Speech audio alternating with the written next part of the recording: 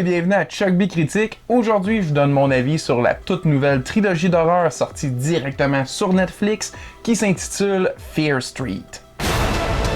Your best chance is to run from this place. Go, go, go! On Shadyside, we're all cursed. The devil is in me. Any tips for fighting these things? Try not to die.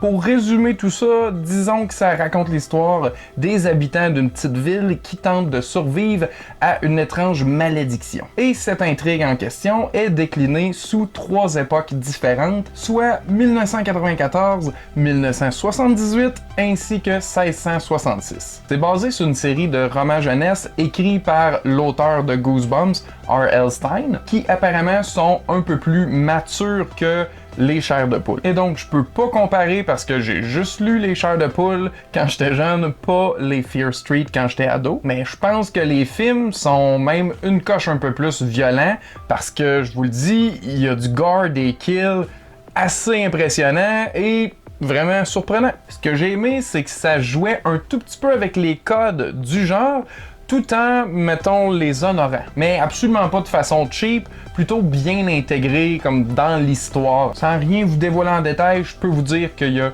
plusieurs tueurs dans le film et sont tous aussi divertissants les uns que les autres. On passe plus de temps avec certains que d'autres dont on a juste une histoire d'origine, mais à tout le moins, visuellement, c'est vraiment efficace. Un autre aspect que j'ai trouvé très réussi, c'était les personnages. Dès le premier film, j'étais comme déjà attaché à certains d'entre eux, si c'est pas la majorité. Ce qui est quand même un genre d'exploit quand on sait qu'on est dans un slasher. Et donc, ça fait encore plus d'effet lorsque leur mort inévitable arrive. Et même si certains aspects des personnages peuvent avoir l'air clichés, ben grâce aux performances des acteurs, ça l'est pas. Et en même temps, comme je disais, c'est un peu une manière de déjouer le cliché tout en l'honorant. Et justement, je dois souligner le très bon travail de Leigh Janiak qui a non seulement scénarisé avec d'autres les films, mais en plus les a tous réalisés. J'ai remarqué que niveau histoire, il y avait assurément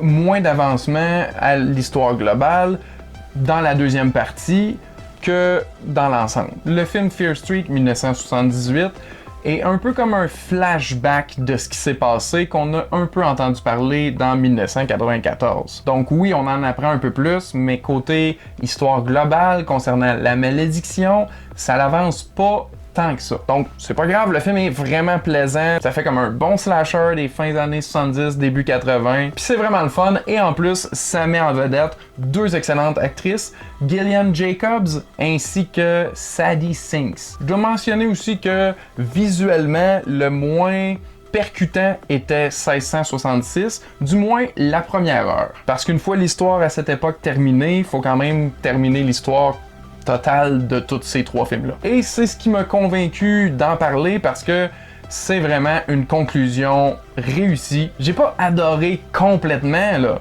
mais sérieux, ça vaut l'investissement de temps des 3 films parce que si vous aimez l'horreur, vous allez y trouver votre compte, c'est sûr et certain. Si vous l'avez vu, j'aimerais ça savoir ce que vous en avez pensé, lequel des 3 films vous avez préféré, et sinon, prévoyez-vous les écouter. Dites-moi ça dans les commentaires ci-dessous. Un grand merci à tous d'avoir écouté, à la prochaine!